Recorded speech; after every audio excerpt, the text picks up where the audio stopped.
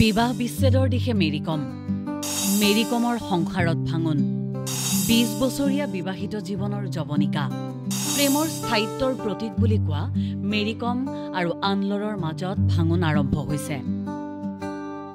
মেৰিকমক জনা বুজা হোৱাৰে পৰা মেৰিকমৰ সমান্তৰালভাৱে সকলোৱে জানিছিল তেওঁৰ স্বামী আনলৰৰ নাম।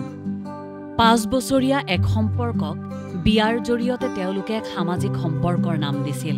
আৰম্ভ হৈছিল দুয়োৰে বৈবাহিক জীৱন। মেৰিকমৰ বক্সিঙত মন, আনহাতে ফুটবল খেলিছিল অনলাৰে। আজিৰ পৰা ২০ বছৰ পূৰ্বে বিবাহ পাশত আবদ্ধ হোৱাৰ পাছতে অনলৰে দেখিছিল তেওঁৰ ফুটবলতকৈও মেৰিকমে যদিহে বক্সিঙত সময় দিয়ে তেতিয়াহ'লে হয়তো মেৰিকম এদিন বিশ্বৰ ভিতৰতে উজলি উঠিব। ভৱিষ্যতক হয়তো সেই তেতিয়াই দেখিছিল অনলৰে। দুয়োৰে মাজত সকলো ঠিকেই চলি আছিল। আৰম্ভ হৈছিল মেৰিকম আৰু অনলৰৰ বিবাহোত্তৰ প্ৰেম। দুয়ো একেলগে সংসাৰ কৰিছিল, দুয়োৰে বন্ধুত্ব আছিল সঠিক। আৰম্ভ হৈছিল মেৰিকমৰ অভ্যাস আৰু ইয়াৰ মাজতে ফুটবলক চিৰজীৱনৰ বাবে বিদায় দিছিল মেৰিকমৰ স্বামী অনলৰে। আৰু সেই ত্যাগৰ ফলাফলো লাভ কৰিছিল মেৰিকমৰ স্বামীয়ে। কিন্তু বিবাহৰ প্ৰায় ২০ বছৰৰ পিছত এতিয়া খবৰে অনুৰাগীক স্তম্ভিত কৰি তুলিছে। বু বু বা বাকৈ খবৰ আৰম্ভ হৈছে, দুয়োৰে সংসাৰত ভাঙন আৰম্ভ হৈছে। বিগত ৩ বছৰ ধৰি দুয়ো একেলগে নাই। ৪ সন্তানৰ সৈতে ফৰিদাবাদত থাকে মেৰিকম, আনহাতে নিজ পৰিয়ালৰ সৈতে দিল্লীত থাকে অনলৰ। এনেকৈয়ে ইতিমধ্যে দুয়ো পৃথকে থাকিবলৈ আৰম্ভ কৰিছিল। বহুতে কবলৈ বিচাৰে ২০২২ চনৰ মণিপুৰৰ বিধানসভা নিৰ্বাচনত অনলৰে প্ৰতিদ্বন্দ্বিতা কৰোঁতে আৰ্থিক লোকচানৰ সন্মুখীন হৈছিল দুয়ো।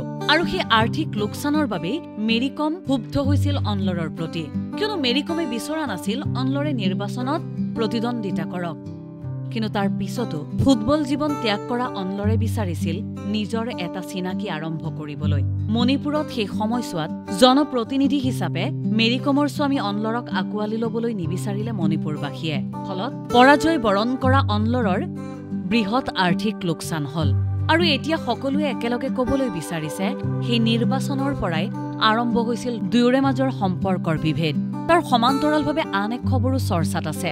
চৰ্চালৈ আহিছে মেৰিকমৰ আন এক সম্পৰ্কৰ কথা।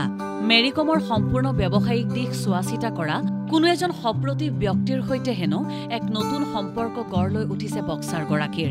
সেয়ে ২০ বছৰৰ সম্পৰ্কক নেওচা দিবলৈও কুণ্ঠাবোধ কৰা নাই মেৰিকমে।